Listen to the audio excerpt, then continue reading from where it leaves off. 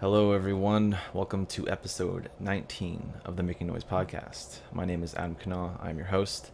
This is a podcast where we have unfiltered and unedited conversations with musicians about their personal and professional lives, how it all connects and overlaps, and hopefully along the way we can learn a little bit about how they handle it, how they handle both of those aspects, and we can inform ourselves and learn from each other, and hopefully in the process lift up our careers. So this episode today is with the amazing Erich Stem.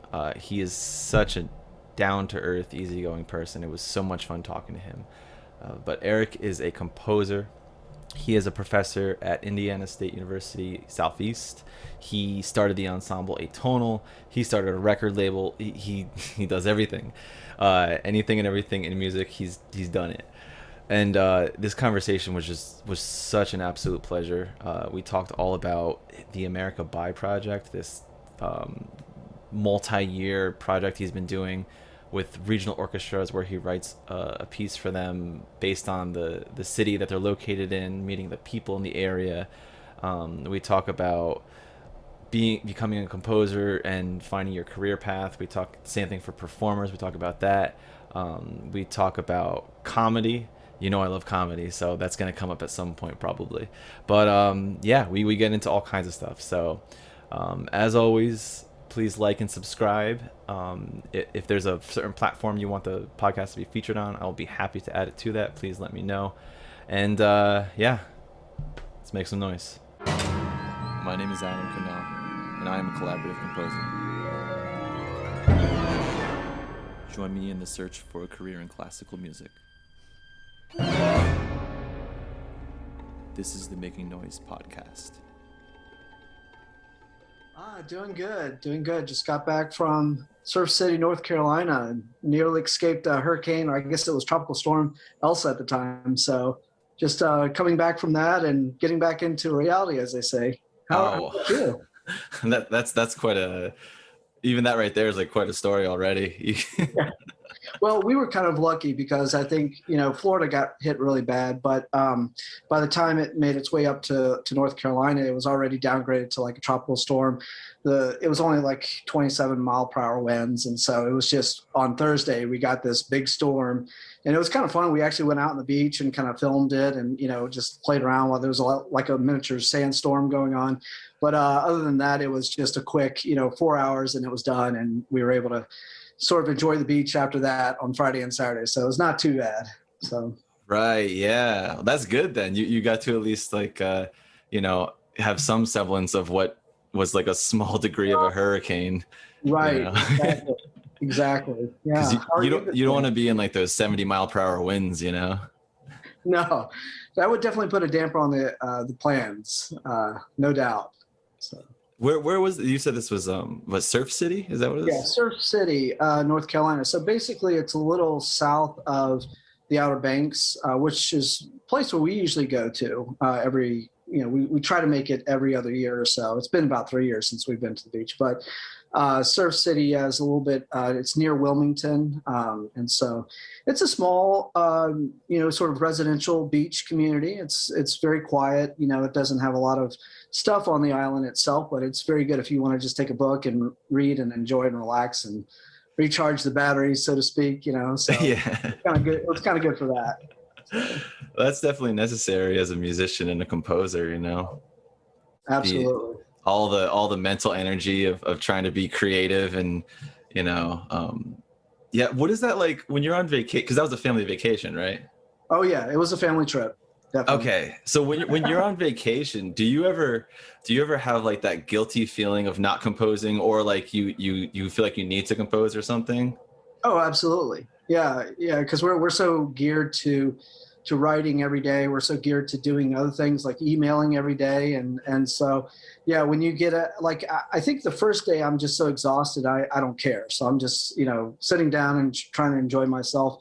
And then around the third day or so, I start to go, I should be writing some music, or I should be marketing myself or redoing my, woefully outdated website or something of that sort. So yeah, that does kick in. Does it do that for you as well? Or? Yeah, it does. I usually like, I've always viewed vacation as this is my time away.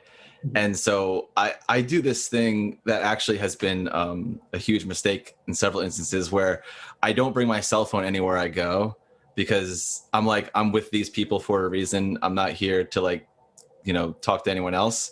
Right. And one time my friend had a bachelor party in Atlantic City in New Jersey. Mm-hmm. And I did just that. I left my cell phone at the hotel. And the very first bar we went to at the casino, I like wandered off real quick to the slot machines. And when I came back, everyone was gone. And I never saw them the rest of the night. Oh, no. Okay. Because I didn't have my cell phone on me. I left it at the hotel. So. Right. Exactly. You got punished. Yeah. I got punished. Yeah. That has nothing to do with composing, obviously. But I mean, yeah. But yeah, like what you were saying, I don't know. I think, yeah, with vacations, I find it hard not to think about composing, but I don't find it too hard to not compose. Right. If that makes sense. Well, you're probably, like me, in the sense that you're not really taking a vacation from the thing that you're passionate and you love a lot. And that's actually what's interesting, is that, we say vacation. So what are you taking a vacation from? And oftentimes we're taking it from like very tedious jobs, and so maybe there's, a job that you're doing, which a lot of composers do. We have day jobs and so forth. A lot of us hold university positions and so forth. And some of us have sort of a pie chart of a portfolio career that we deal with. But for me, it's a university position. And sometimes it's just kind of nice to get away from the administrative stuff and actually be at a place at a completely different location.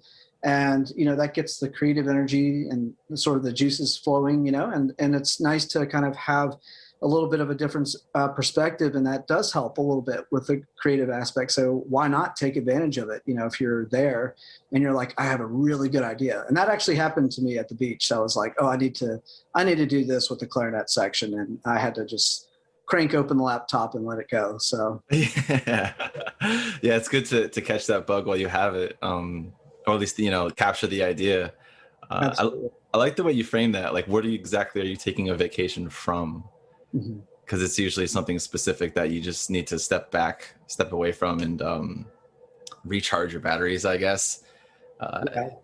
Yeah, that makes a lot of sense. Yeah, for me, and especially for my family, it's, with this past year, this pandemic, it's been we were pretty much locked down for the first several months, like most people, and we were pretty serious about social distancing and at my family, and so we pretty much adhered to a lot of things, but that sort of prevented us from getting out and doing some of the things that we've always enjoyed. And so we actually found that taking these little like every 2 months or so, taking these weekend little getaways to this place. This is a place near us called Taylorsville Lake, and it's actually a really nice, pretty inexpensive getaway. And we just get a little place, and it's different. It's a new house, it's kind of almost like a staycation in a way. And but yeah, it just kind of recharges the batteries, and not necessarily just to kind of get away from something, but just to kind of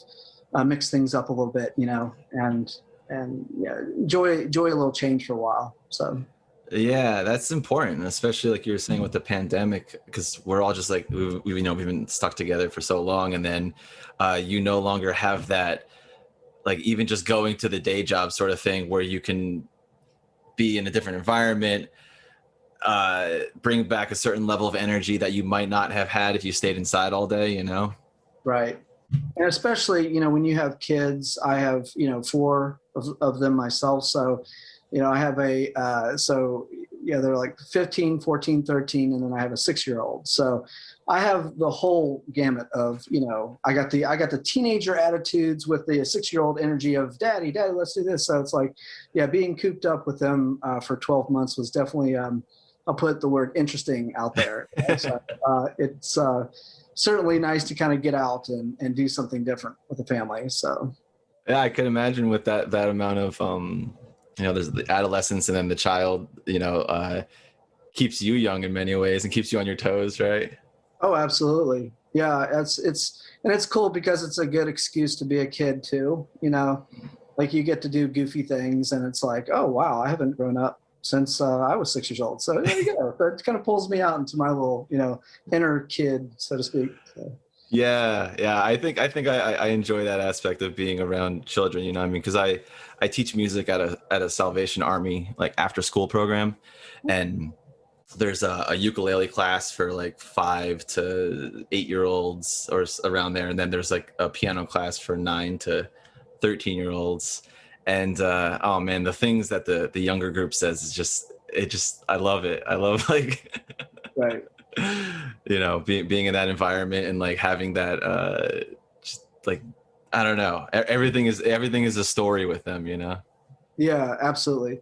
And the good thing is that they keep you like on top of all the cool things that are going on, with the youth, so to speak. So it's like you don't lose touch of what's cool now, and what is the like. I didn't know this, but Facebook is something that old people do in social media. So that's totally not the cool thing. So I get to learn all the really, what's the latest, what does that saying mean, and what are what are the cool I guess social media things to check out, and even just like with pop music, I don't know how you're sort of connected with pop music, but I know when I really got pretty much left it pretty much. I was in a rock band for a little while, when I was in high school and a little bit in college, but then I was diving into composition full time, writing orchestra music and chamber music and so forth and so on. And I didn't have time for it as much. And so I kind of left with the 90s and, really haven't connected with pop music in a serious way since, say 2005 or so.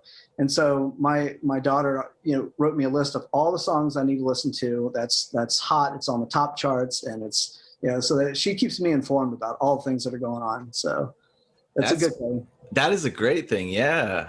I definitely can relate to that because during undergrad and then a little bit into masters for me, I had the same sort of thing where I was so deep in composing that anything outside of the music that was, dealt with like just composers in general, like the written music on paper. Right. I wasn't really paying attention to. And then once I graduated in 2018, I literally went to Spotify. I went to the top 40, top 40 playlist. Right. And and you're like, what is this? Yeah. Oh yeah, totally. Yeah, because as much as you might see, that's talked about. Like, I mean, we've all known about Justin Bieber since 2008 or whatever it was, right? Right. But that's great that your daughter made you a list and was like, Dad, you got to be up on this stuff, man.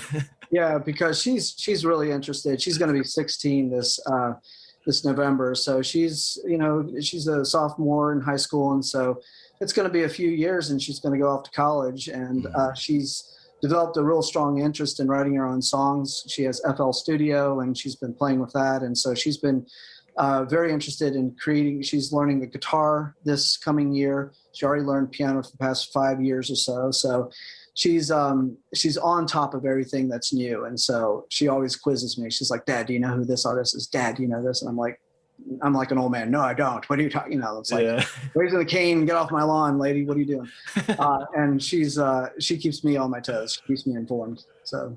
Oh, that's amazing. It's funny hearing you say that because my mom and I used to play a game when I was a kid where when we would be driving around and listen to the radio and I would try to guess who the artist was, like, oh, it's Eric Clapton, or like, oh, this is AC/DC or Tom Petty, or, Right. And she's doing that with you. Oh yeah. Yeah, totally. And so, of course, I'm like, I'm of that generation, right? The AC/DCs, the classic rock and so forth and so on. And so I was, some of the music that I'm hearing in the top, I'm not going to probably connect to it like she is, but still it's good to know, because when your students who are like, I heard something like, what is that joke where, somebody pulls up to a drive-through liquor place and then the person in the window, the clerk in the window says, can I see your ID before you buy that? And they pull out their license and attempt to give it to that clerk, and the clerk goes, oh, don't worry about it. I already saw that there wasn't a 19.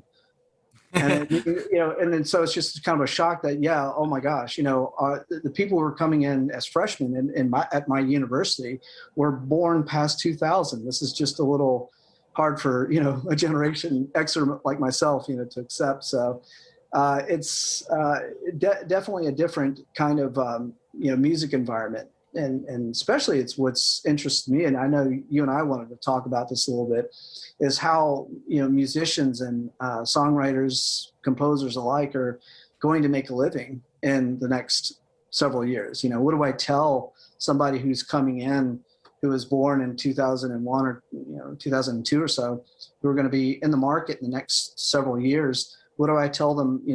Is the path to take? If you want to make money as a composer or a songwriter.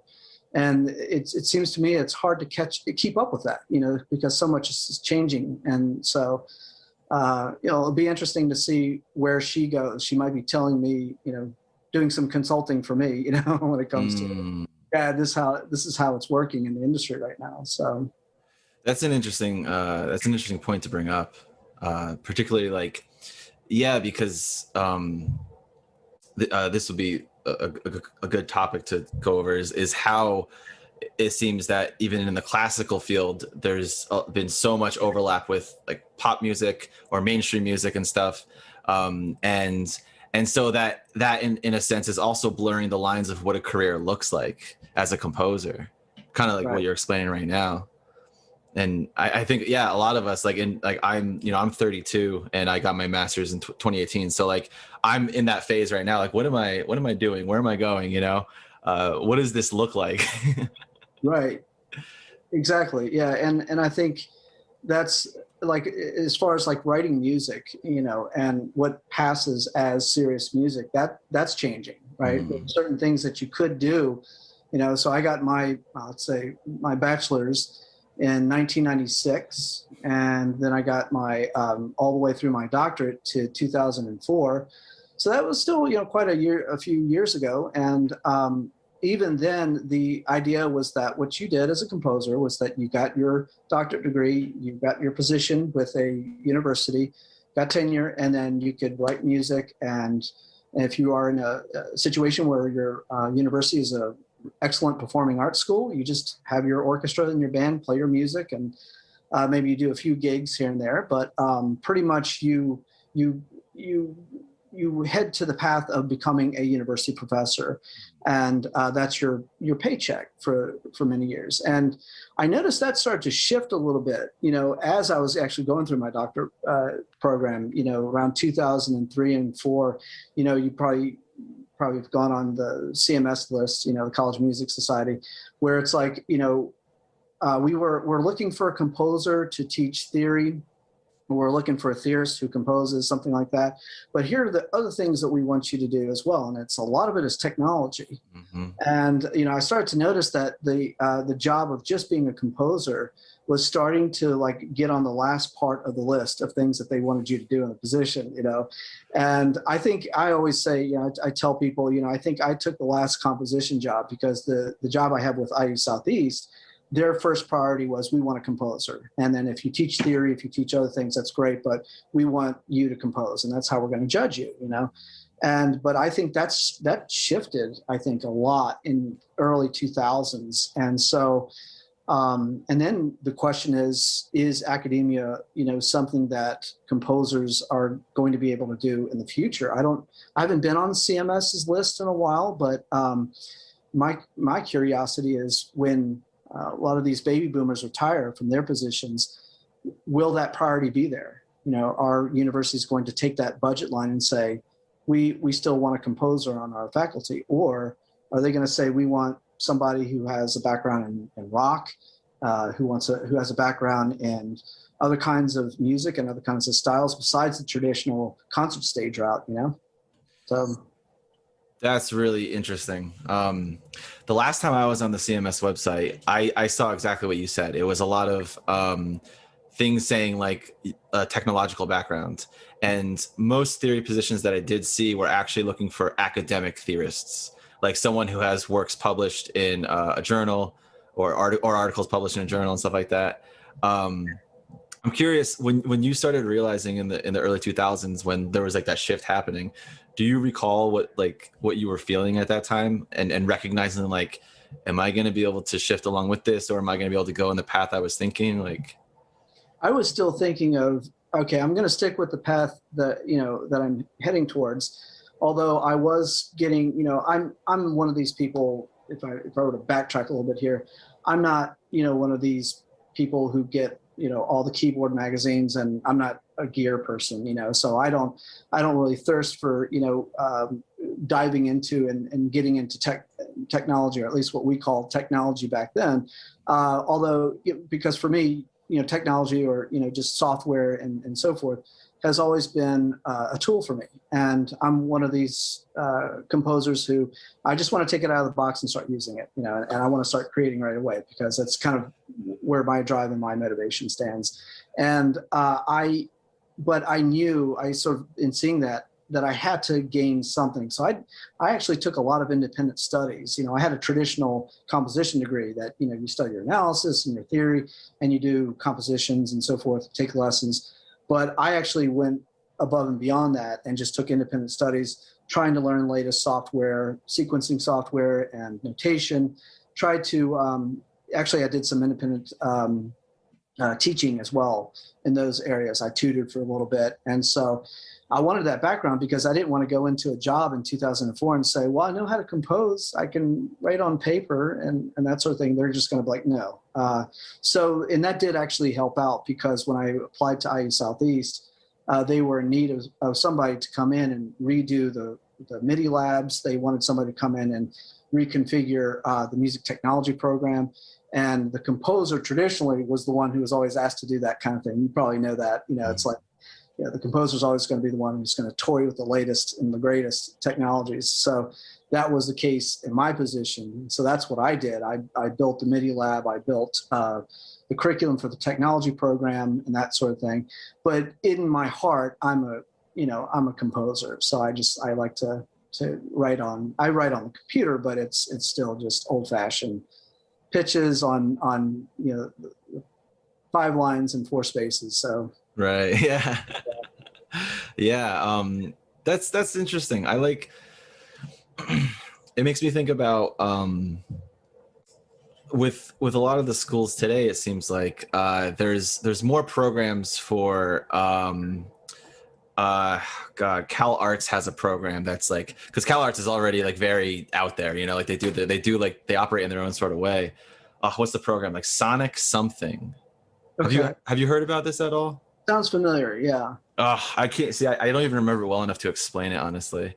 But basically, like what you're explaining with how you found these independent studies that you wanted to do, and that allowed you to cultivate other skills and stuff. It's like a composer performance like degree in a way, and I think it involves something with multimedia. Right. But so I'm curious with like your path. You took these independent studies and stuff. I imagine that there are people who are willing to teach certain technological things separate from that of the university, like as an apprenticeship sort of thing. Do you know much about anything like that at all? As far as like an independent people, or? Sure.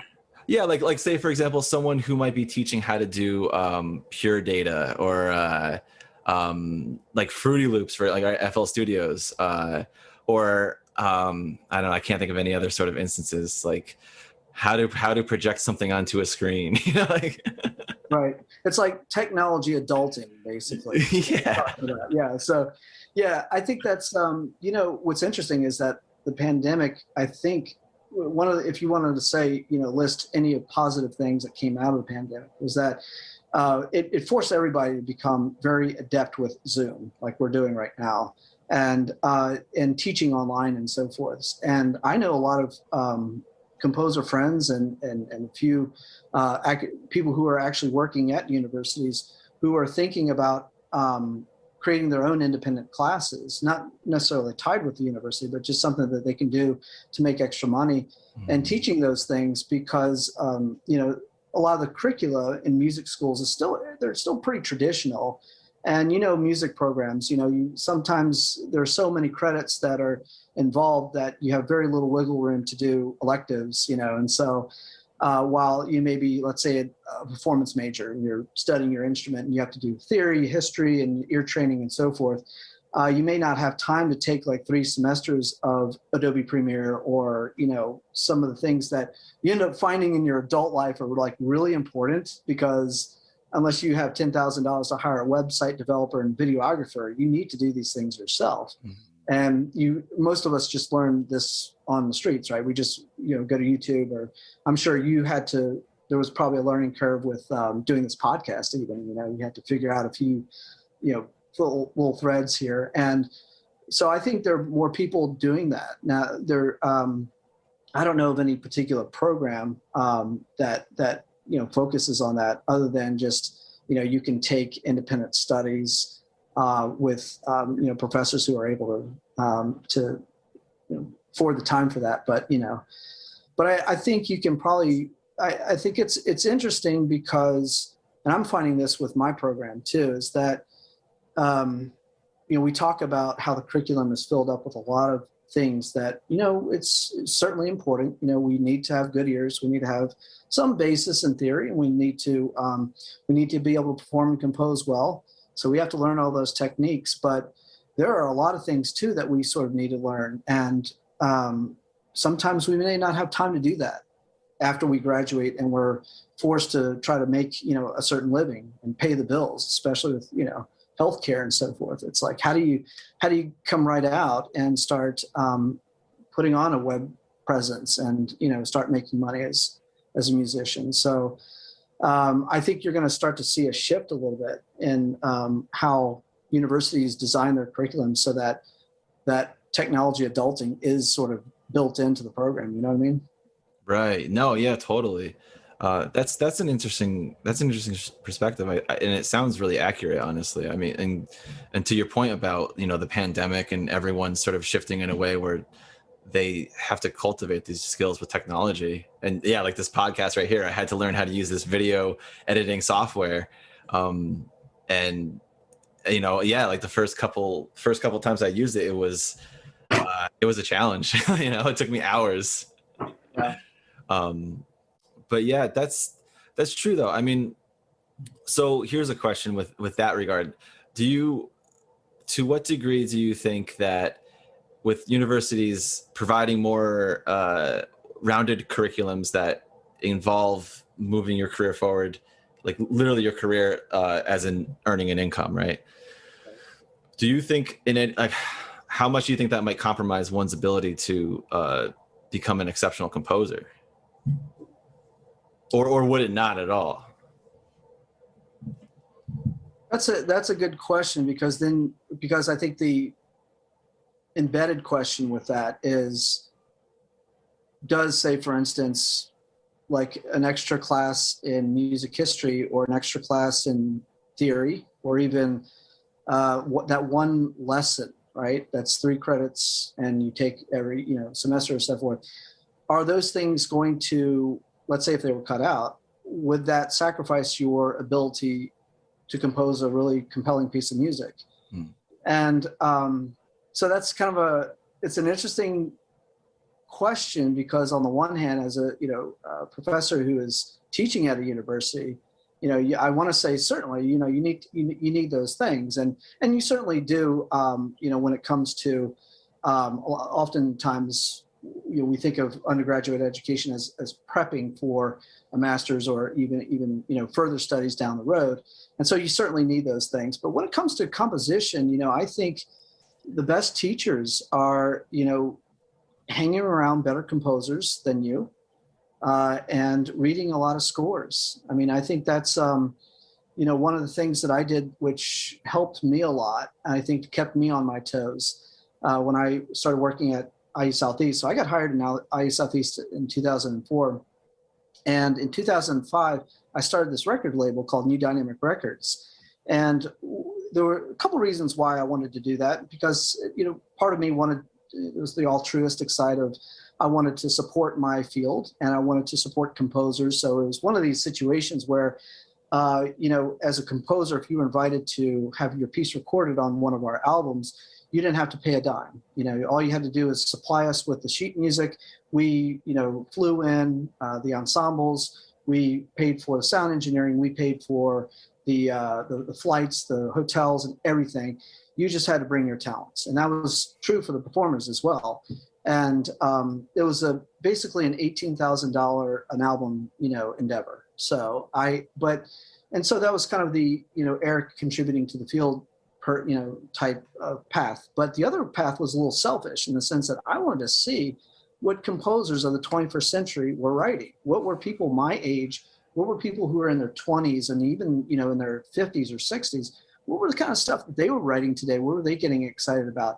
And it was a really interesting eye-opener into that. And I actually got to see a lot of compositions that, I think if I were to summarize what, the thing that I learned about music of this century, of what people are doing today, because we did all living composers. There were you had to have a heartbeat basically to get on the albums. So I learned that our generation, living composers are pretty much amalgamating everything that went on in the 20th century, and they're combining all these styles. So, which is kind of a good thing in the sense that there's hope that when people say, "What does the future of music look like?"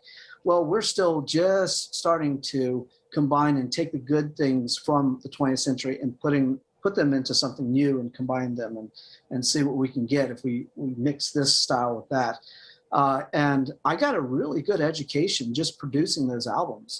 I'm the guy that sat there and said, okay, cut, you need to do this over again, cut, and being in that hot seat, I was able to see the details because these players are amazing. And, I had to find every single issue that they would, have a problem with. So I was sharply focused on everything that was going on notation wise. It was not passive at all.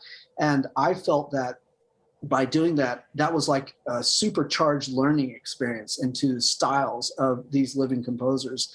And so that, I think that is what, and that kind of affected me. I think, if I look at my compositions, so I started the label in 2005 and I stopped it in 2017. Funding kind of ran out. So, and I got involved in other projects, but I would say between those years, I could see my own compositional direction change a little bit, and for the better. I think I became a better composer.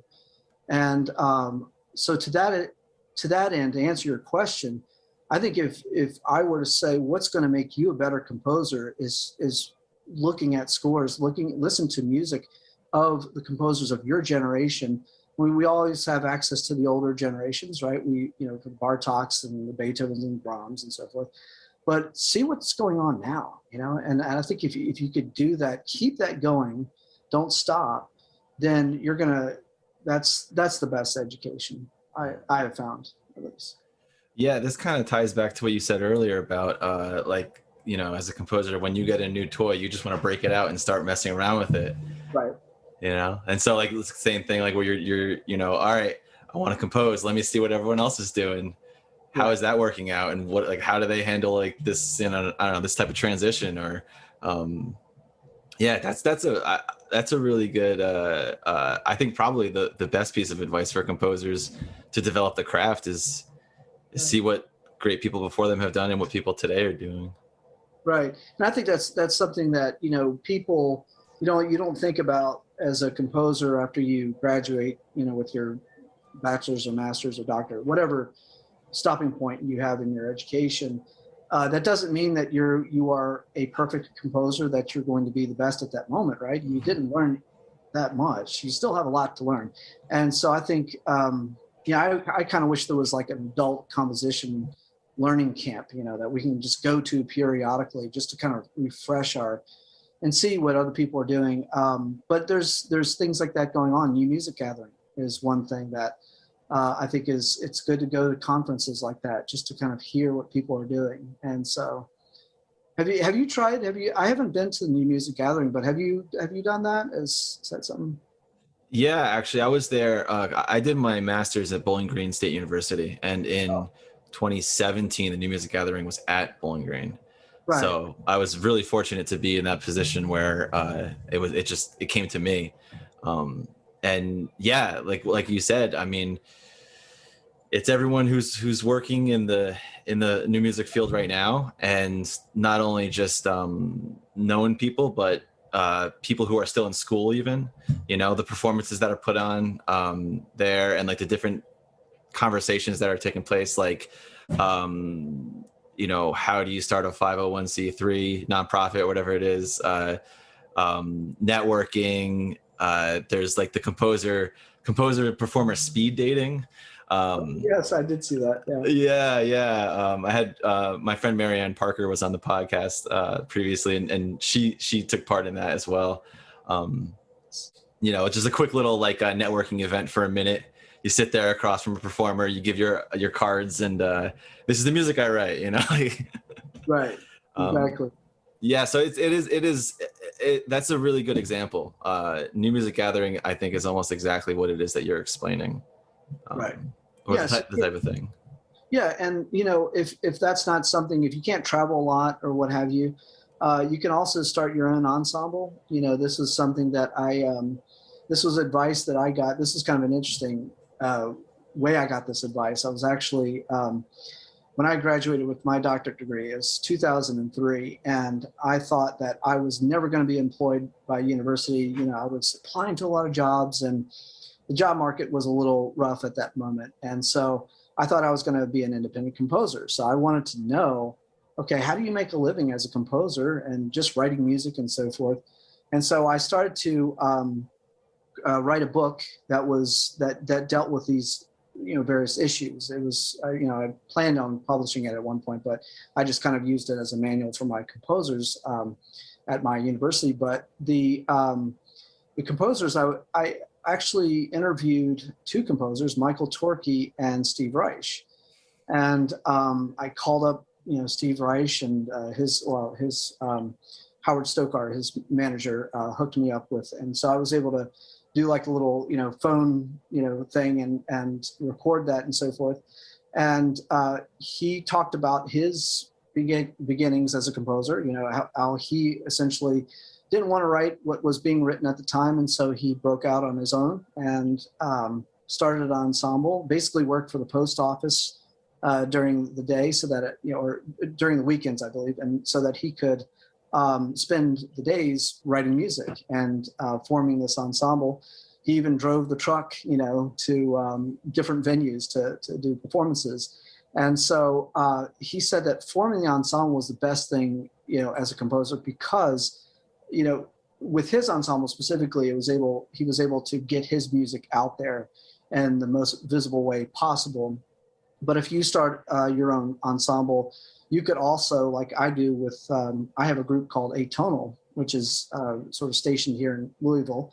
And we play pretty much mostly just living composers. We do some, composers from the past, but we commission pieces. We also, I would say 90% of the works past, let's say, the 19th century, the newer works, are pretty much from living composers. And so we actually are that's kind of a breeding ground for listening to, and because we get a lot of scores from people who say, we'd like for you to check out this piece and so forth. So that's a good way to also see what's being done out there, and kind of give you as a composer an education about what some people in various walks of life are doing in their music. So it's kind of cool that way too.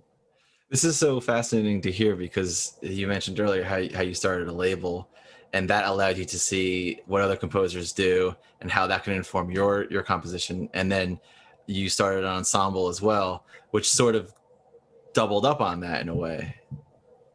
Yeah. Yeah. And so it's like, I think, kind of circling back to what you were asking, and that is, if a music curriculum had to change a few things, or drop a few courses, would that affect your outcome as a composer? And I would say no, because there's so much that you can do independently, that I see a lot of people doing, and certainly I would say the same thing of performers too. If you start your own ensemble as a performer, or you commit to playing music of your time, that makes you a better performer, and it kind of pulls you outside of the traditional curriculum that you probably once studied under, when you were at a university. So absolutely, it's just keeping the creative juices flowing. That's important. Especially as a composer too, because like we're so, we go in a room, we try to put this thing together that is like starting from a blank page. So like the creativity in having or putting an ensemble together, and like how to make that ensemble like successful in some capacity, the type of creativity is very different there. Right. Yeah. And it also forces you to do the adulting things that we talked about too. Right. I formed a 501c3. I had to do that. I worked with the volunteer lawyer for the arts here in Louisville, and we did an articles of incorporation. We did all the stuff that you need to do to form a 501c3.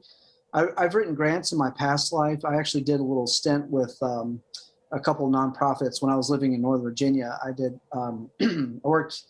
This is kind of an interesting job shift. So after my undergrad, I didn't immediately go into a master's program. I actually worked for a year with the Wildlife Habitat Council. I was their sort of grant writer / development assistant. And then after I left that job, I worked for the National Captioning Institute in Northern Virginia. And so I had gotten sort of my, my business and my grant writing skills from those jobs. I mean, they were very brief, and I went right back into my master's program. But it's, just take on responsibilities. Form groups. Doing the new music label was such an education in all aspects. And it does help your composition career. And I know you have had Megan Einen on your podcast before. And she's very much along those lines as well. I've talked to her about, careers and how do you structure things. And so there's a lot more than just music history in your training, right? Yeah, totally. And Megan is exactly the person to talk to. She is.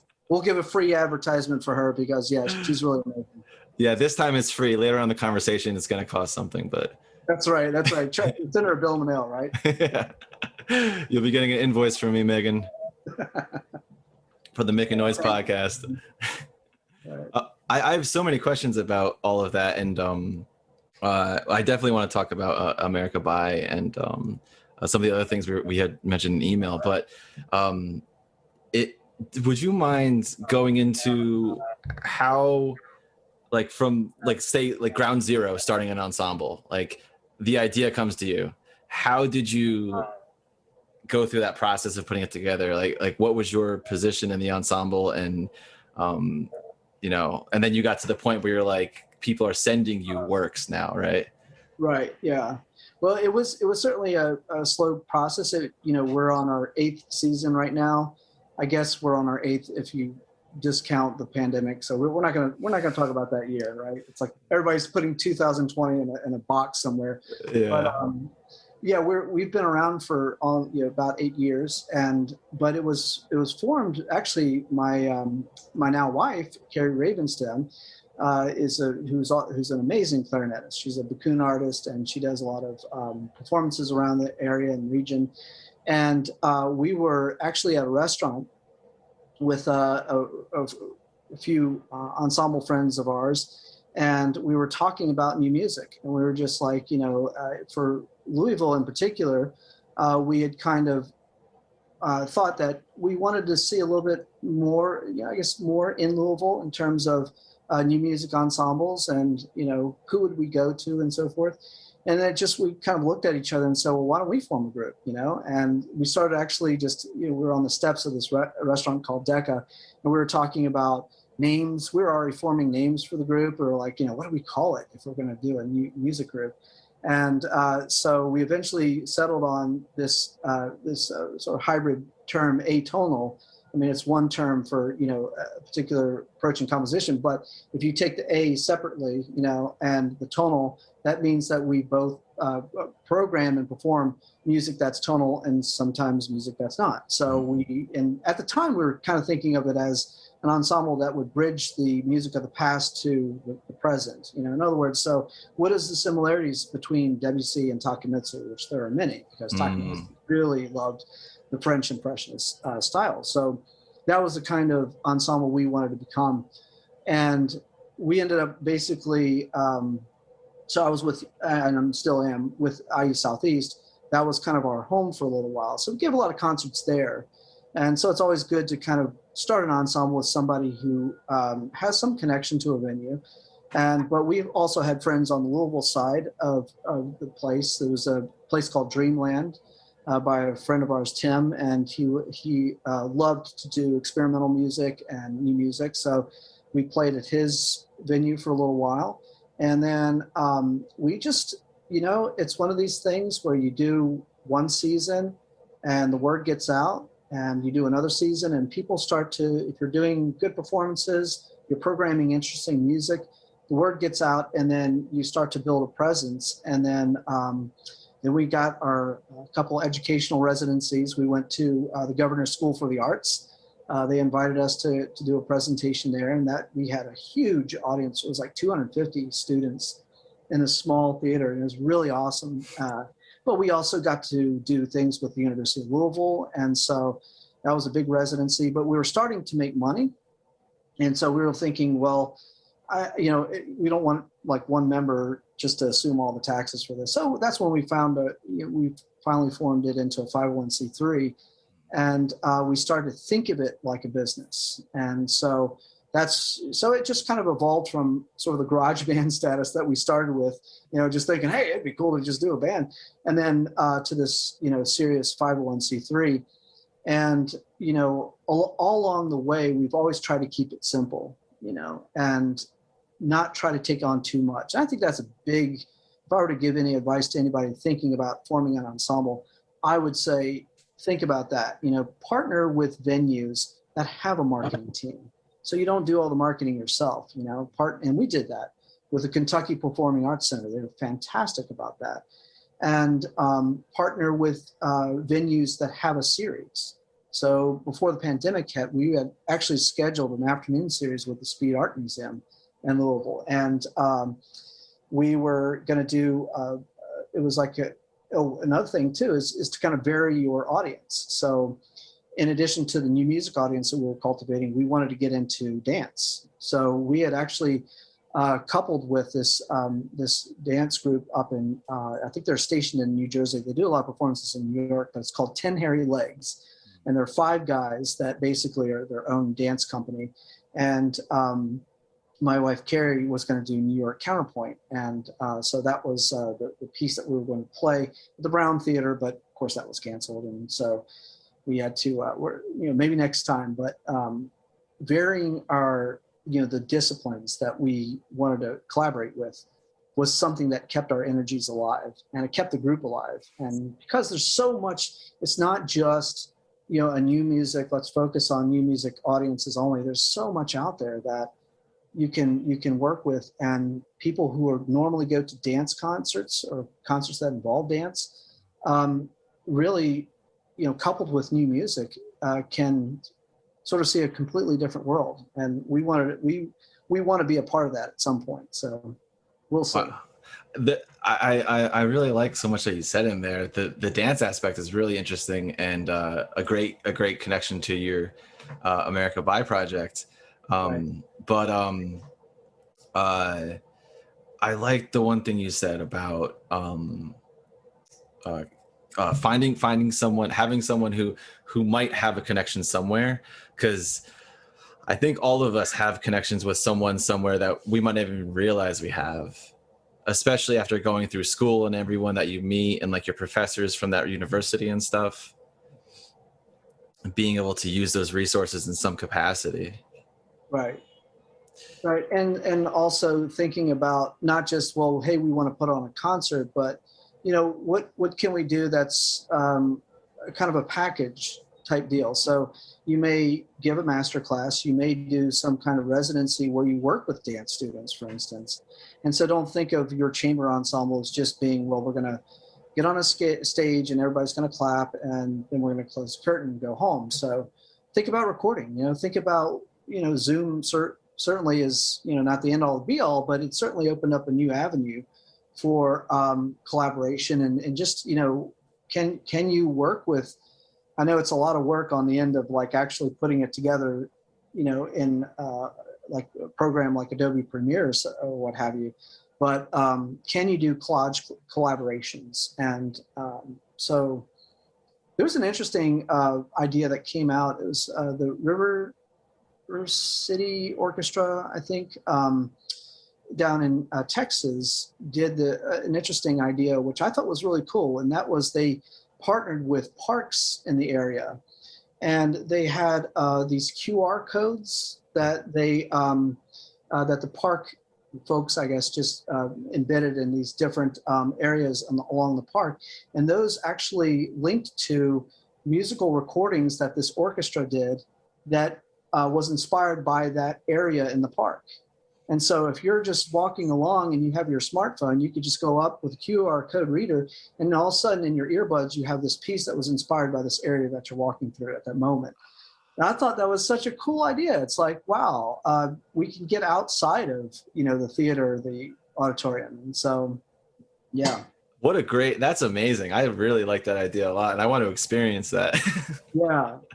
I had thought about doing that with the America By Project, and, because oftentimes, so I'll just kind of, I don't know if I'll go ahead and explain it a little bit for those of you who don't know. America By is basically a project that I started in, 2013, I think. And it's a project where I write music for different orchestras around the country who reside in different states. And I write pieces that are about the cities or the towns in which those orchestras reside. So my first project was with the Bainbridge Symphony Orchestra. And Bainbridge is an actual island that's off of a little bit, it's a ferry ride, about 20-minute ferry ride from Seattle. And it's a small community, but very arts-minded and very vibrant community. And they have a really cool history. Some of it is a little dark because it's one of the pilot sites for the internment camp program. So I kind of incorporated some of the music, spoke to that part of the history. But my goal with the project really is to write music about those places and have them keep those pieces as their own, right? So every area or city, region or what have you, that I write about is titled with that region, in mind. So Bainbridge was literally the first piece I wrote for that island. And it's one of these things where, you get one or two performances. When my first premiere with Bainbridge Island Symphony Orchestra, it's a kind of a semi-professional community orchestra. There were two performances given on a weekend, and that was it. So I thought, how cool would it be if I could get a recording, do something like, put that little QR code and just put it right there, someplace on an island. I don't know if there's like a little plaque or something like that, where people can just kind of enjoy that, from that point forward and hear about it and so forth. So I think there's a lot of, there are a lot of ways that you can be a composer and put out your music besides just a regular concert hall. But America By was kind of one of those things. And now my latest project is with the James Madison University Symphony Orchestra. So we actually, it hasn't been, officially announced on their website and everything, but I could say it. It's March 5, and it's going to be in 2022. 2022 is going to be crazy. I think everybody's going to start playing concerts. And yeah, we could talk about that definitely. But March 5 is going to be the official premiere date. And this is a piece about Shenandoah. And it's because James Madison University is in the Shenandoah Valley, and they're specifically in the city of Harrisonburg. But I wanted to expand this to the entire region because I actually went to school there. That was where I got my undergraduate from. And they are an amazing orchestra. And so it was one of these things I knew I could do a lot of really cool things with musically to speak about the region, And so the performance itself, it's going to take place in this. They have a place called the Forbes Center for the Performing Arts, a beautiful place that they just, I say they just, but they've had the hall for many years now, but didn't have it when I was an undergrad there. It's an amazing, very amazing facility. And they have a projection screen system that what we're going to do is during the live performance, we're going to project actual footage from the Shenandoah region that some that I took, some that others took. And then embedded within that, there are going to be dance elements in it. And I'm working currently with a dancer, Ashley Thursby from the Louisville Ballet, and we're going to film a couple dance sections into this piece. And so that those dance elements are going to portray sort of the memories of the past, because Shenandoah is a place that, it's changed, but there are a lot of parts of it that are the same. And so it's kind of, there's an element of beauty in that way about it. And so dance elements are going to be about memory. And then all the footage is about the present, and so really looking forward to that. But the cool thing about the America By Project is that, number one, I get to write about places around the country. I get to do something that's outside of just, it's about Erich Stem. I can write about a community. And the fun thing is that when I'm working with these people, they really do appreciate, when I work with members of the community, the orchestra, members, the directors and so on, they really do appreciate the fact that you're paying a lot of attention to their town. Because oftentimes, when you go to orchestra concerts, whether it's in Montana or California, or if it's in Texas, it's usually the same pieces, right? Mahler, it's about, Mozart, Beethoven, and so forth. How cool is it that now a composer is coming around and doing something that they can kind of put their hands on and say, oh yeah, I know about that place. Yeah, it's kind of cool. So it's been a lot of fun. It's one of the things that when we had met through social media, and learning about this project is one of the things I thought was just completely a fantastic idea. And it's so interesting to see that it's been going for 9 years now, and definitely no end in sight. What is it like? So you travel to each one of these cities, right? Yeah. So basically the cycle is about 2 years. And what I do for the first year is after contacting the conductor and selling the person on the piece and the idea, essentially I go there and I just learn about the town. I film, I talk to people, I talk to the musicians, and I talk to the director. So like, for example, Bainbridge Symphony Orchestra, when I went there, I'd never been to Seattle before. I'd never been to Washington State. And especially Bainbridge Island. So that was just kind of a really cool education for me as an American citizen, going to a state I've never been to before. And so, when I got to the island, the director, Wesley Schultz at the time, basically hooked me up with Dick Heine, who's the bass trombonist of the orchestra. And Dick was just he's like an encyclopedia of knowledge about Bainbridge Island. And he just took me around. We drove around, saw all the big landmarks and different sites of the island, and just gave me an education and set me up with, and this was a very special and amazing moment. He set me up with Lilly Kodayama, who is an internment camp survivor, who was 7 years old when she was escorted off of the island to Manzanar. I think was the place that they took at least the first round of citizens. And we met at the Japanese Exclusion Memorial, which is this place that the island made for their Japanese American fellows, and was actually built on the very dock that they walked out on when they got on the boat and were taken off. And it was a very important project for not only the island, but also just for them to express their gratitude because Bainbridge Island as a community was completely against this program. I mean, you have to remember the internment camp program was an executive order that was filed by FDR at the time, and there were a lot of citizens who were just like totally, it was unconstitutional and da, da, da, da. And so Bainbridge Island, when it ended, everybody came back. They just welcomed them with open arms. It was one of the few communities that did that. And she spoke with a lot of appreciation for her friends and people that she spent time with. And so it was a really interesting interview. And it's actually, if I may do a little plug here, it's on the America By website. If you go to Bainbridge Island, you'll see the interview with Lilly Kodayama. But I learned so much just about, and at one point I remember thinking I forgot about writing music. I was so immersed, in what was going on with just in learning about the entire experience, their history and so forth.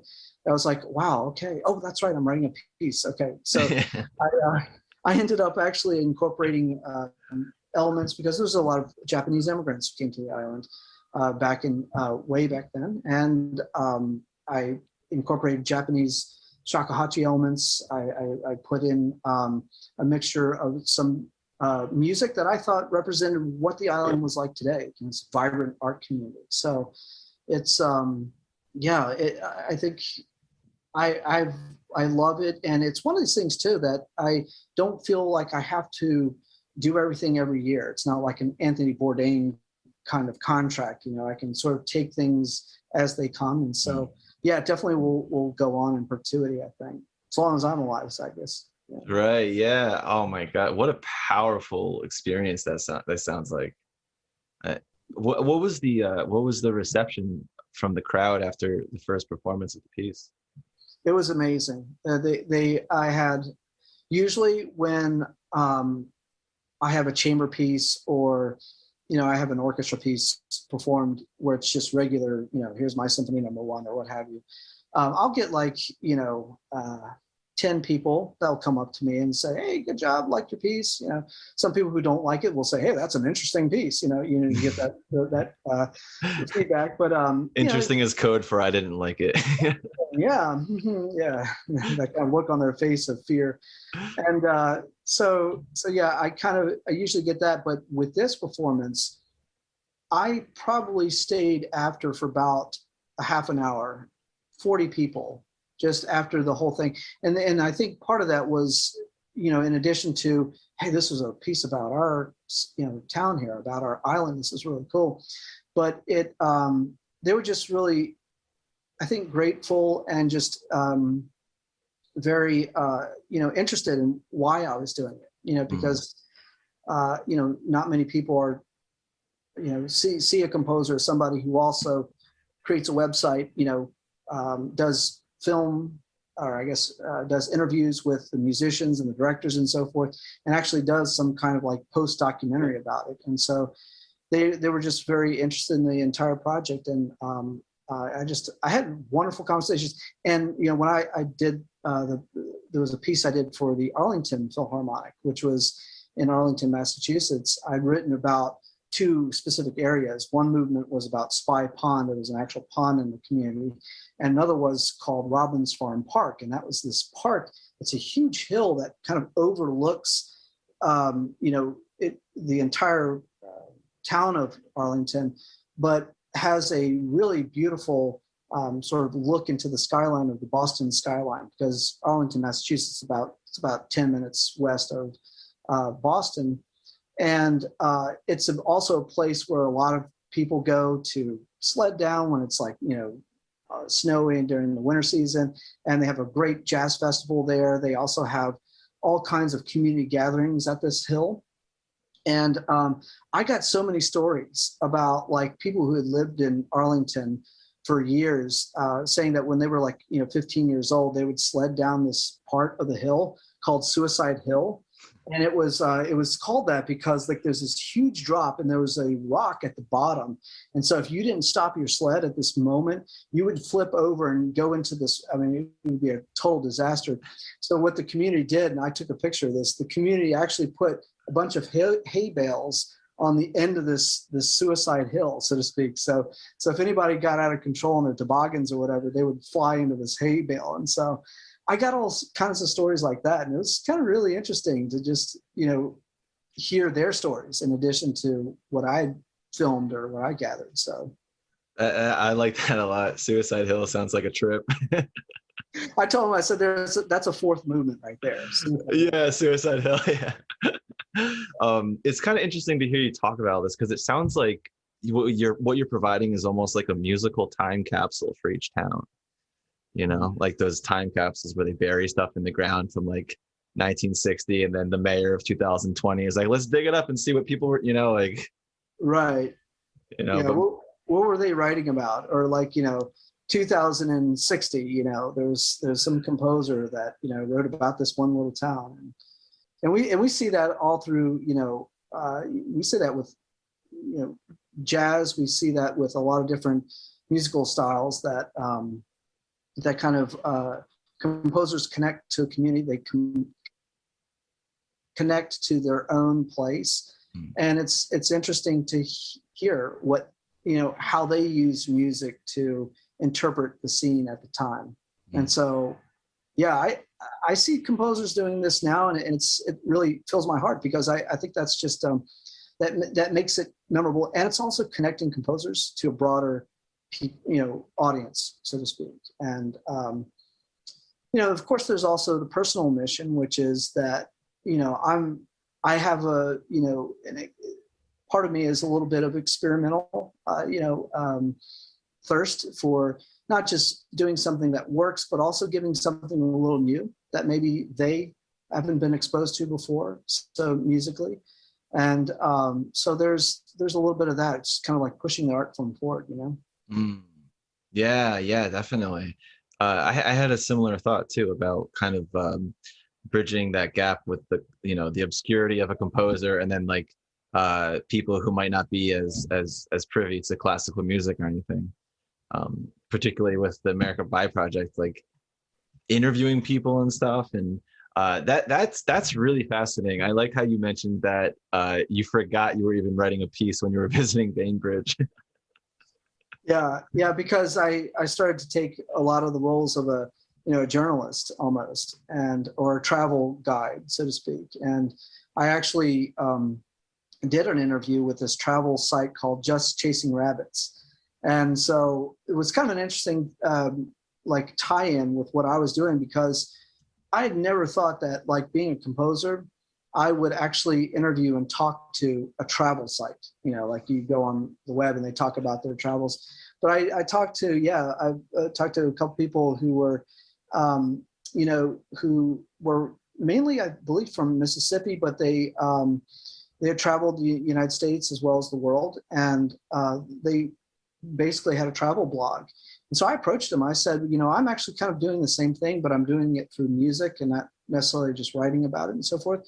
And would you be interested in interviewing and talking about how music can tie into, people's experience with a new place they've never been to before? And she thought the idea was really cool. And now, I think one thing that I wish I could do more of is record the music that I compose. And so the only piece that has been recorded was the one I did with the University of Portland Orchestra, and that was about the city of Portland. And I did that with an overseas orchestra, but I'd love to do some more recordings. And actually, that's going to happen with the Shenandoah project. So JMU Symphony Orchestra is going to do because I'm an alumni there, they're going to do a compilation of JMU composers, and that piece is going to make it on there. So I might do another single release at some point as well. It's so fantastic. Like this project, it seems like even you're even explaining. Sorry, my phone is going off. Like what you're explaining, how it can just branch out in so many different directions, and like you got interviewed by a travel that you're being featured as an alumni on this compilation, and I mean, obviously there's just you can continuously write music for more and more cities throughout the country, and it could be marketed and used in different ways. Like you said, the one is it in Madison, the one with the dancers and everything. Oh yeah, so yeah, JMU with the dancing element in it. Yeah. Yeah, and you mentioned there how that's now bridging that audience of classical and dance and everything. Um, it's I love that. I love like the multimedia and the overlapping, like we talked about earlier, the overlapping like classical and mainstream and stuff like that. Right.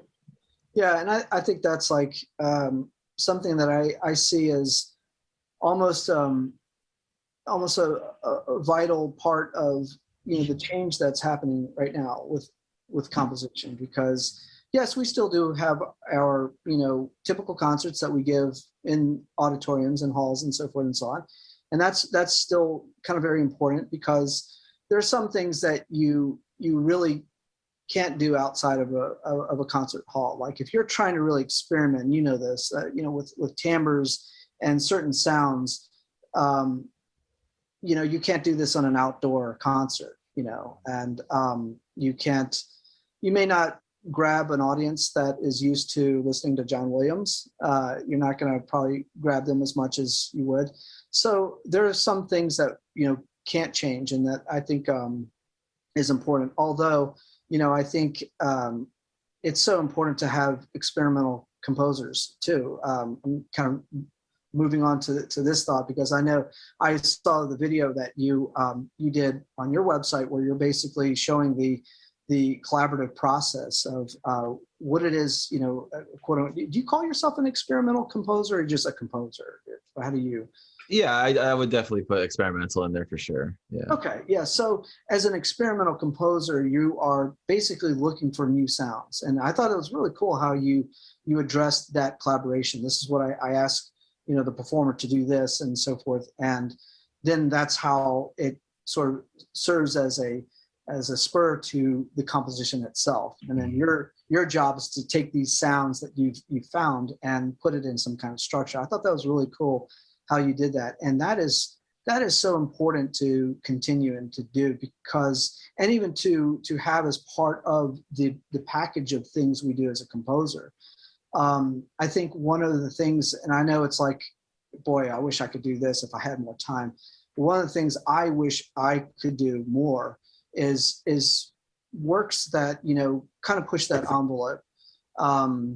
In addition to some of the more symphonic and cinematic stuff that I do with, say, projects like America By and so forth, because I think exploring new sounds is something that our future audiences deserve.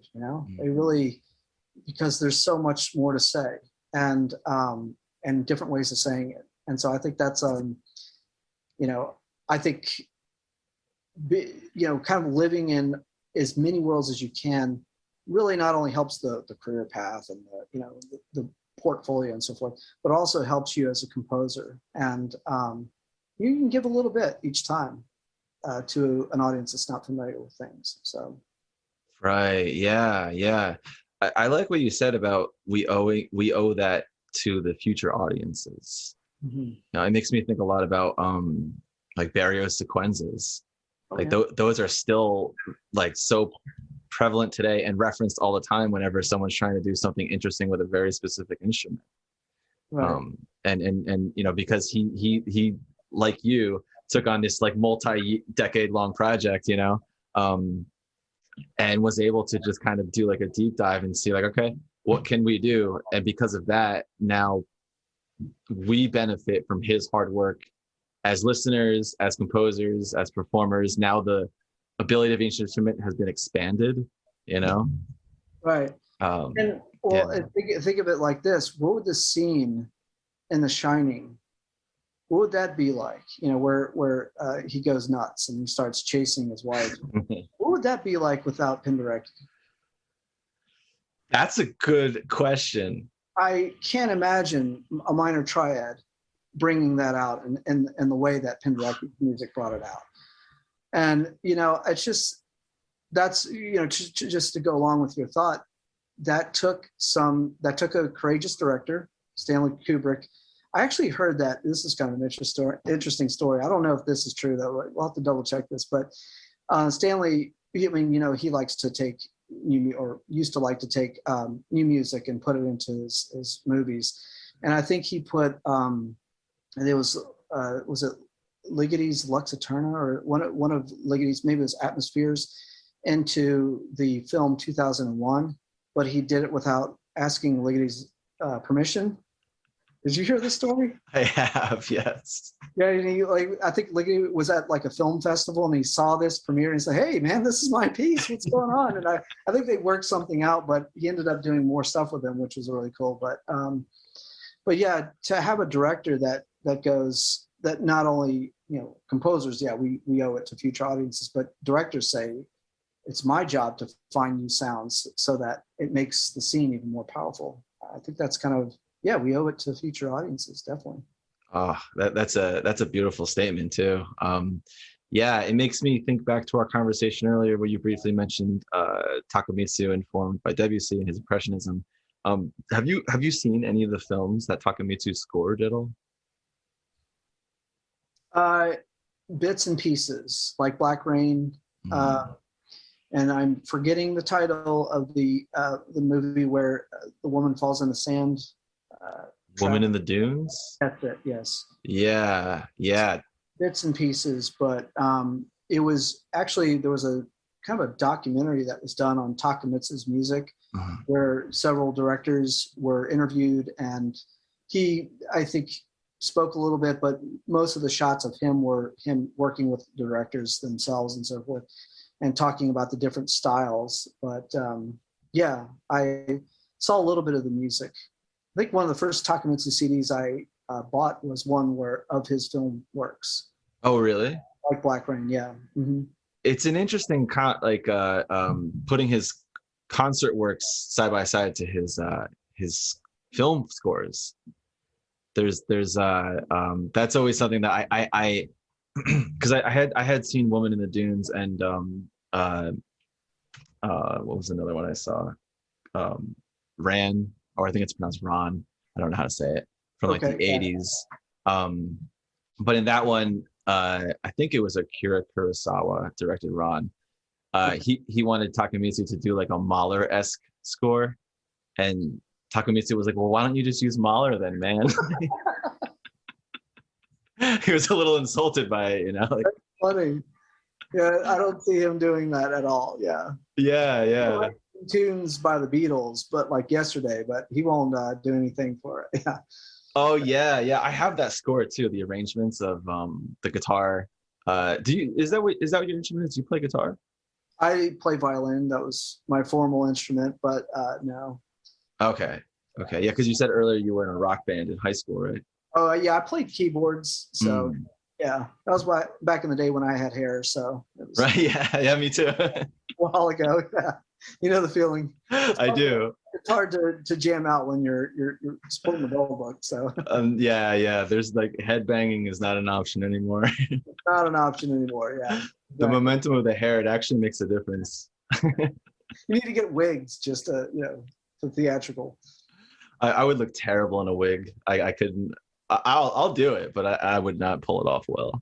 Mine would fall off. With my luck, it would fall off in the middle of the concert. I don't know how people even keep them on their head. Like, do they have to use some sort of adhesive or like? I imagine, yeah, you'd have, like, if you're going to do headbanging, I would imagine that you would have to have like a staple or some kind of button situation going. Do you think rockers who are now in like their 70s or so, do you think they have some sort of wig going on now that like, like Iron Maiden? Well, I don't even know. I don't think Iron Maiden's that old, but Yeah, gosh, I think some of them just like I think the ones who have gone bald, just deal with it. They just enjoy commit. Yeah, they're committed. They're just like, I'm bald, yes, but I'm not going to worry about putting on a wig and trying to be like I was when I was in my 20s. So right, yeah, but yeah, it's interesting.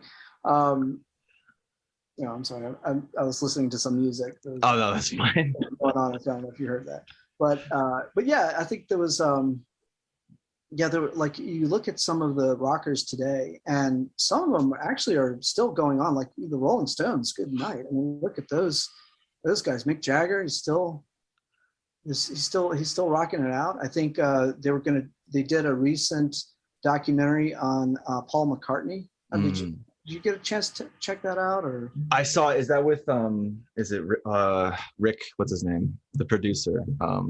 Oh yeah, I know. With the beard and long, like, yeah, I can't remember his name. Yeah, but it's just like kind of them two talking a lot, right? And they're kind of listening to different songs in the studio. Yeah, I want to say it was a recent documentary. So, but just to listen to some of Paul McCartney's putting out music still, and he's still writing songs, and I think it's just his you could hear that his voice has changed a little bit. Yeah. He's an older man singing, but still, it's the energy is still there, I think. And I don't know. I think it's still kind of cool to see the old rockers rock out. Yeah, it's amazing. I mean, yeah, that's a good example right there with Paul McCartney. You know the comedian Mark Maron? No, I don't. He has a podcast called WTF Podcast, and he talked I can't remember who he was with, but he was explaining this story where his buddy, kind of recently, like the last couple of years, his buddy was like, "Hey man, I got tickets to go see Rolling Stones. You want to go check it out?" And he's like, "Dude, they're like in their 70s. It's not going to be the same." and he went to the show, and he said he was completely blown away, like legitimately at like Mick Jagger's still being able to strut and like the energy and stage presence, like. Yeah. I mean, he kind of did it right, though, I would think, because if you look at Billy Joel, for instance, Billy Joel would flip around on the stage and, dive on pianos and so forth and so on. And I think he actually broke his hip in one concert. I don't know if that was when he was in overseas at some point, but now, Billy Joel is like, kind of sitting down and just grabbing his back, and his voice is still wonderful. I mean, so I don't want to cut on him, but he's definitely not dancing. But Mick Jagger, he kind of like he paced himself. He had some really cool moves, but he wasn't jumping and spinning around and doing the splits all the time. So I think he kind of like he did it right for the longevity of having a good stage presence, I think. Yeah. Well, you know what I kind of feel like is with Mick Jagger's, he was just kind of being himself, like doing his own thing, which Right. was not so much like theatrical or acrobatic in a way, Right. Like I think about like David Lee Roth and just like jumping high in the air and like, Yeah. Steven Tyler used to do backflips, Right. Yeah. He's not doing backflips these days. Yeah, he's not, no. Or I don't know, maybe he is. I haven't seen any footage of Aerosmith performing in a long time, so Right. yeah, he could very well be, but I don't imagine it's going over very easily. Yeah, I think there's probably like a mattress underneath or something like Yeah. Now they give him a trampoline and like that. Right, exactly. a little bit extra. But it is interesting because I remember thinking like when I was younger, I guess in 2000 or something like that, when the older rockers started to age a little bit. I was curious if they were going to carry it on through their 60s and 70s, and a lot of them have, and it's quite amazing to see that they're even though rock and roll, so to speak, or heavy metal, what have you, that was all pretty much for a younger world. They've made it into a classical. No, senior citizens can do it too. And watch us. We can rock it out just as good. I don't know if you know the comedian Jin Bruer. Oh yeah, I love Jin Bruer. He has this really funny bit about classic heavy metal stations like AC/DC for your grandparents, where the grandparents are going to be in the back seat of the car going, "Come on, let's bring out the TNT." And so he was talking about how the grandchildren are going to be appalled by grandpa back there headbanging. And oh my god, yeah, he's got a funny bit about that, but it's true, they're still doing it. So that's what makes that joke so good, is because it is true. It is. Well, there's this with the wheelchairs. He has a yeah. They're in their wheelchair, just going in a circle, kicking each other. They stick their cane into the other person's wheel, like. It's like the workers are like going, "Oh my gosh, don't do this!" Like, don't worry about it. We do this all the time. Yeah. Oh, that's funny. That's one of the things I love about comedians is their observational skills it's just like, because that's what they do for a living. They observe, Oh you yeah.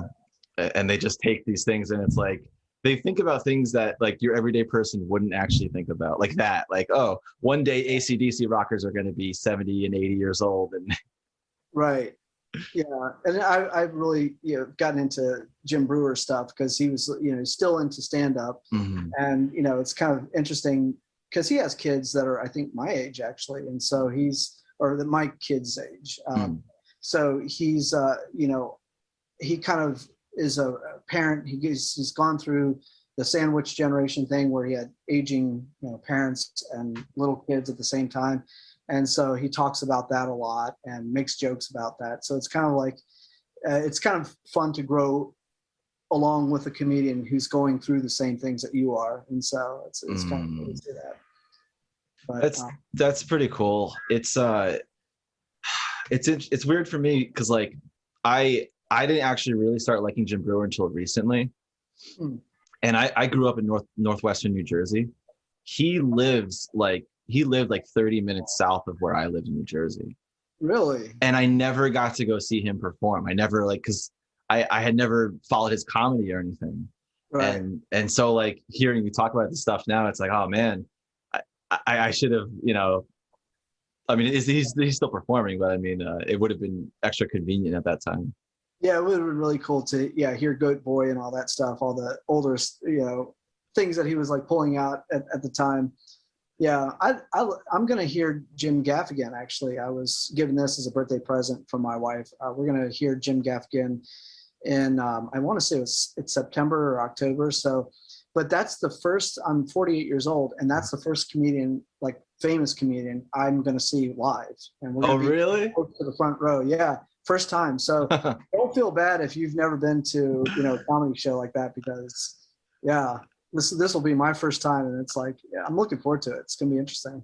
Yeah, that's so exciting, and especially with Jim Gaffigan too. Yeah. Good trip.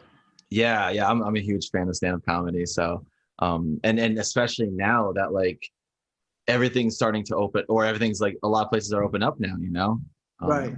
I mean, here in Chicago, like the city has been like pretty much fully open for a while now. Right. And so my girlfriend and I have actually been looking into seeing, is Bill Burr coming around, or like, I love Bill Burr. Oh my God. I love Bill Burr.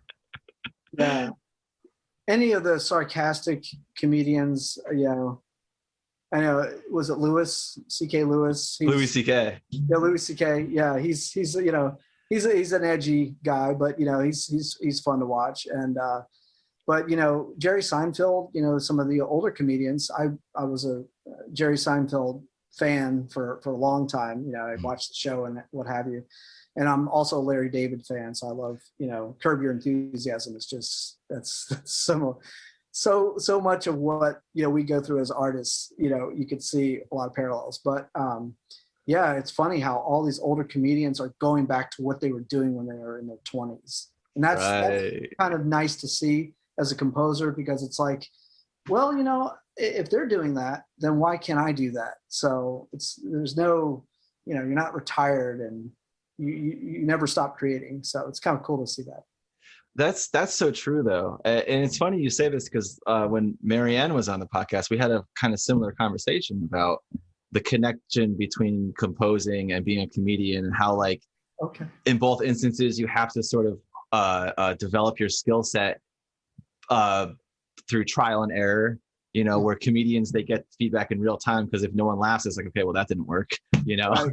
Yeah. And for us, it's like, usually through rehearsals, but sometimes you don't get to hear it until the performance finally, Right. And you gauge it by how many people come up to you afterwards and say, oh, that was an interesting piece. Thank you, Adam. That was interesting. Yeah, that's the one review. Yeah. Scratching the chin like, oh. Good job, Eric. I'll see you later, man. Got things to do. I think my favorite thing with an audience response is when someone has something to say about the piece that they relate to it with their own sort of story or whatever. Like if you have program notes for your piece and they're like, oh, I read the program notes and like I didn't really get that, but like it made me think of this thing when I was a kid, with my grandparents or something, and it's like that's exactly what you should be experiencing. Right. Yeah. I like that too. I think that's probably the greatest form of a compliment about any piece is when an audience member takes it as their own and relates it to their own experience, because it shows that, they're going to take your music and that you did the job that you were supposed to do, right? You're supposed to connect to them in some level, but they're going to take it and appreciate it so that next time they hear a different piece of yours, it's like you know that there are people out there who are connecting to your music.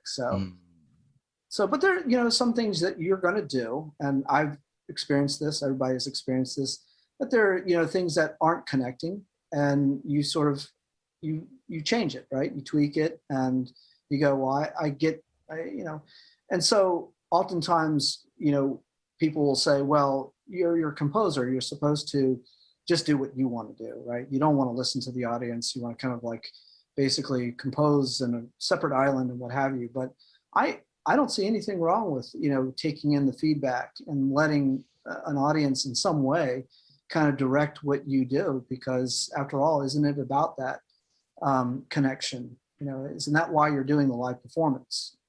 So Totally. Yeah. I mean, and that's the thing about composing is like we're composers insofar as like we put music on paper, but that music isn't anything until someone actually, you can hear it. Right. And then like the like you're saying, like the sort of entertainment value and connecting with the audience I'm curious with the America By project, because that's the pieces are very programmatic. Mm-hmm.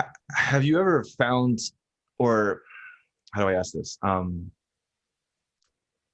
Have you struggled at all trying to connect the programmatic elements to the actual musical material? Yeah, I think sometimes it gets into a little bit of a struggle when, for instance, and you know how this goes. When you're writing a piece of music, sometimes it develops its own personality, or you're almost thinking, this next measure or this next part of the piece would sound really cool if it did this. And then it almost all of a sudden develops a personality that's outside of what you're trying to evoke, or that would sound a little out of place if you were trying to fit it as, hey, this evokes this scene, but it actually evokes something completely different. That happens all the time, I think. And so, what I do in that case is I often just let the music breathe, let it do its thing. If I'm trying to force something that is going to, like, no, I got to do this, then I think it's going to chop it up. It's not going to speak well. It's not going to be fluid. So I try to let the music, move in its own path, so to speak. And I know that's kind of a strange way of saying, I'm basically cultivating something that maybe there was some point at the piece of music where it changed to something else, but I liked it. Even though I'm trying to evoke this scene, I kind of like this. I really like, so I'm going to do it anyway. I'll get back to the evoking thing, but for now, I'm going to do these harmonics here because I like the way it sounds. An audiophile, and that's just the way it is. And then you just tell them it's just a new perspective of it, right? Right. Yeah. Yeah. But all the time. That's definitely, yeah. I really like the way you explain that, how you're sort of like the music ends up doing this thing, and then you have to sort of allow the music to continue in that way. It's like if you're not a religious person and you're a composer, this is almost like your higher power, where like the music starts and you allow it. Okay, I have to do what the music says, because that is actually what is necessary, I guess, based off of everything that's happened up until this point. Right. Yeah, and because there may be some sounds, and sometimes there, was it Bob would say it's happy accidents. There's some really cool things that happen that that you didn't intend to have happen, but it kind of works itself out to showing itself, and you're like, okay, do I ignore you or do I bring you out? Do I flush it out? And so, yeah, I never ignore an idea, because it could be something that's really powerful, and or something that certainly I could keep later on. But yeah, I think you definitely get to a point where you have stored up so much you have almost a card catalog of sounds, of things that you like to do stylistically, that you can more so control better the older you get, I've found, at least as a composer. So, while the accidents were probably plentiful, my 20s or my 30s, today I know what this is going to do. So I'm not going to even open up those can of worms. Like, you can almost predict, 10 minutes down the road that this is going to not go where. So I'm not going to open up this can of worms. I'm just going to close that catalog drawer. And I'm going to open up this one, and that's going to take me where I want to go. So I think if I were to say one of the benefits of being an older composer, just, doing a lot of works and everything, is that you have that prediction ability. So, but yeah, always, I say, yeah, if there's something that happens, let it happen. Right. Oh my God. That's fantastic. Yeah. Yeah. And sort of, so with the last thing you're saying, in a way, like you've developed your tool kit in a way, or your tool belt. Yeah. Yeah. And I almost call it like, some improvisers, experienced jazzers, for instance, will call it they almost refer to it like a card catalog of sounds and things that they do musically. And they pull from it, and they know where it's going to go if they pull from A, and they know where, if B comes along, I'm going to pull that out. I know that's going to go to F at some point. And so you pull out all these drawers. Number one, you have a large, catalog to pull from, so to speak, but they're also, I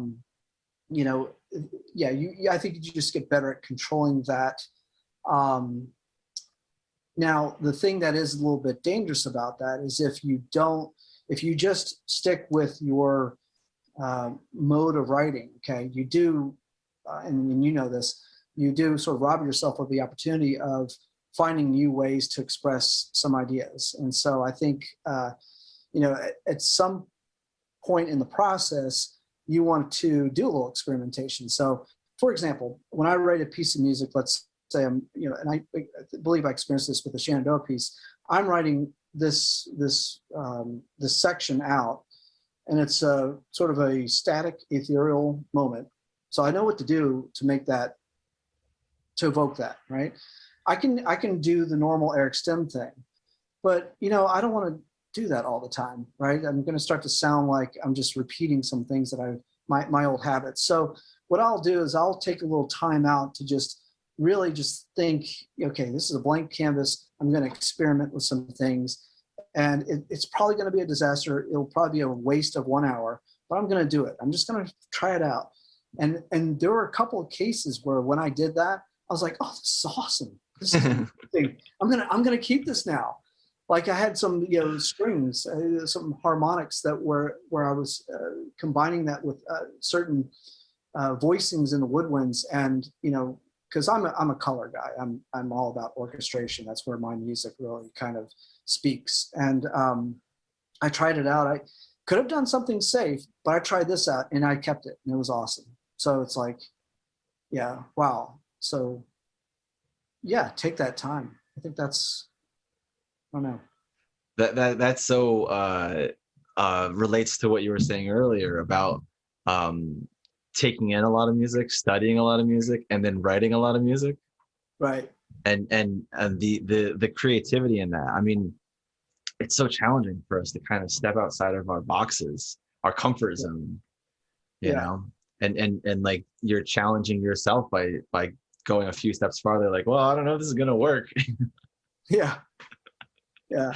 And I think when you are under the gun, if you have a lot of deadlines that you're dealing with, certainly it makes sense that you want to do the safe thing because you don't have that much time to work on projects. But, if you do have a little bit, you have that extra 30 minutes, try it out. And certainly in the method that we write music these days, mainly it's usually with a notation program. If you're doing it sort of the traditional way, notation program like Sibelius on the computer, it's not a hard thing to hit delete. You don't have to erase. Like, I mean, and I went through that. I remember you going through this. Have you ever written? Did you ever spend many years just writing, by hand and so forth? Yeah, I write by hand. That's how I start. I always write by hand, and then I throw it into Sibelius once I have a good sense of, you know. Okay, I know a Yeah. lot of composers who do that. They like the connection or the visuals, that accompany that. And so I spent many years, actually up to my doctoral program, I wrote by hand. I just did everything on paper. And just because I'm lazy and, I don't feel like erasing things, sometimes I would keep things that were okay, but, I probably could have done better. I would keep them just because it's just so hard to go back. But with, technology, obviously it's not a sacrifice. So why not? That's such a great point. It makes me think about recording engineers, like, splicing literal tape. That's a process, and like you have finite amount of tape. Right. Whereas if you have a DAW like Pro Tools or FL Studios, just make another file or add another track, or Right. And if you delete it and you still have a history, right? Exactly. I've done that before where I'm like, writing by hand, and I mess something up and I'm looking for the Control Z button, and I'm like, oh my gosh, I need to erase this. And it's so yeah, absolutely. It's why not? So you should definitely take a little bit of time out to go beyond what you've already done.